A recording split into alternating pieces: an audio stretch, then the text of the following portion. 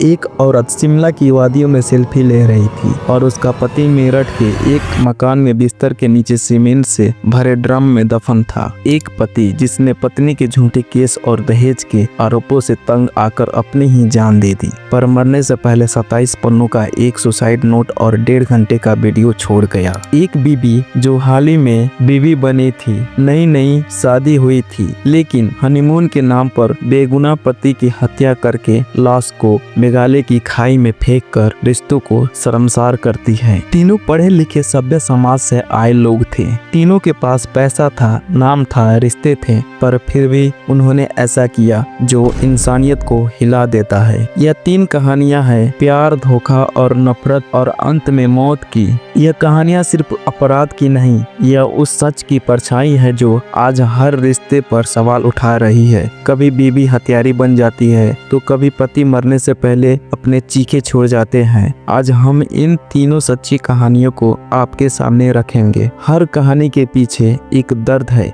एक वजह है और एक डरावना सच है। देखिए और खुद से पूछिए, क्या वाकई में हम अपने ही लोगों को पहचानते हैं क्या? तो पहला केस है मुस्कान रस्तोगी का। मेरठ के एक घर में बिस्तर के नीचे ड्रम में सीमेंट से भरा एक शव मिला। पति लापता था, पत्नी शिमला घूम रही थी और जब राज खुला, पूरा शहर, न सिर्फ शहर बल्कि पूरे देश सन्न रह गया। 3 मार्च 2025 की रात मेरठ में पूर्व मर्चेंट नेवी अफसर सौरभ राजपूत की हत्या कर दी गई। पत्नी मुस्कान रस्तोगी ने अपने प्रेमी साहिल शुक्ला संग मिलकर पहले सौरभ की नशीला खाना दिया, फिर गला के टुकड़े टुकड़े किए, सिर अलग किया और एक नीले ड्रम में सीमेंट रेत भरकर छिपा दिया। हत्या के बाद दोनों शिमला, कसौल और मनाली घूमे। मनाली में साहिल का बर्थडे मनाया, खूब नशा किया और 18 मार्च को शव मिला। 19 मार्च को दोनों गिरफ्तार हुए। अब मुस्कान जेल में गर्भवती है और कानून की पढ़ाई करना चाहती है। पुलिस की चार्जशीट में 34 गवाह हैं और अब सच अदालत के सामने आएगा। प्यार, धोखा और हत्या, यह मेरठ की वह कहानी है जो रूह कपा देती है। दूसरी कहानी नितिका सिंघानिया और अतुल सुभाष की है। अतुल सुभाष एक 34 वर्षीय एआई इंजीनियर बेंगलुरु की एक जानी मानी कंपनी में डिप्टी जनरल मैनेजर थे। 2019 में उनकी शादी नितिका सिंघानिया से हुई, लेकिन यह रिश्ता जल्दी से बिगड़ गया। 3 साल से दोनों अलग रह रहे थे और कोर्ट में मुकदमेबाजी चल रही थी। 9 दिसंबर 2024 में अतुल ने आत्महत्या कर ली। अपने पीछे उन्होंने 27 पन्नों का एक सुसाइड नोट और 1.5 घंटे का वीडियो छोड़ा, जो उनका आखिरी वीडियो था, जिसमें नितिका और उसके परिवार पर दहेज प्रताड़ना, मानसिक उत्पीड़न और झूठे मुकदमों के आरोप लगाए। नितिका ने अतुल पर जौनपुर में 5 मुकदमे दर्ज किए, जिसमें हत्या, अप्राकृतिक यौन संबंध और घरेलू हिंसा जैसे आरोपों थे। इनमें से 2 केस वापस ले लिए गए, लेकिन 3 कोर्ट में अभी भी लंबित है।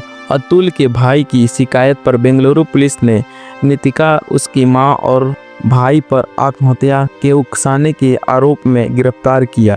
हालांकि 4 जनवरी 2025 को कोर्ट ने उन्हें जमानत दे दी। अब सभी की निगाहें कोर्ट की अगली सुनवाइयों पर है। अतुल से नितिका ने अलग रहने के दौरान लाखों रुपए लिए। आखिरी वीडियो में भी अतुल ने कहा कि नितिका उसे एटीएम मशीन समझती थी। यह एक भयानक सच है। ऐसी कहानियां अतुल के जाने के बाद भी कई सारी सच बाहर आई, लेकिन अफसोस। और इस वीडियो में सबसे आखिरी केस है सोनम रघुवंशी और राजा रघुवंशी का। इस साल जो केस सबसे ज्यादा सुर्खियों में रहा वो है मध्य प्रदेश के इंदौर में रहने वाले राजा रघुवंशी की हत्या का, जिसमें उनकी खुद की पत्नी पहले हनीमून के बहाने उन्हें घूमने के लिए मेघालय लेकर जाती है, लेकिन वहीं पर उनकी हत्या हो जाती है। राजा रघुवंशी और सोनम की शादी हाल ही में 11 मई 2025 को बड़े धूमधाम से इंदौर में हुई थी, लेकिन सोनम का प्लान कुछ और ही था। एक किरादार राज कुशवाहा, जो कहने को सोनम का भाई था,